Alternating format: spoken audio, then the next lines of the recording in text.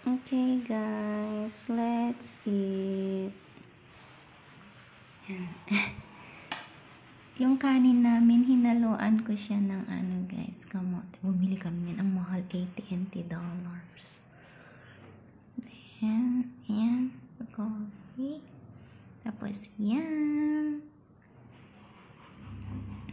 Longganisa natin, garlic flavor. Masarap yan guys.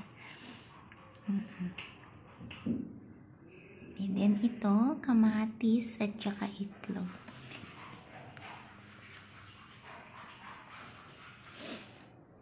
Ayan, okay. Ito lang yung simple na ano namin. Ngayon.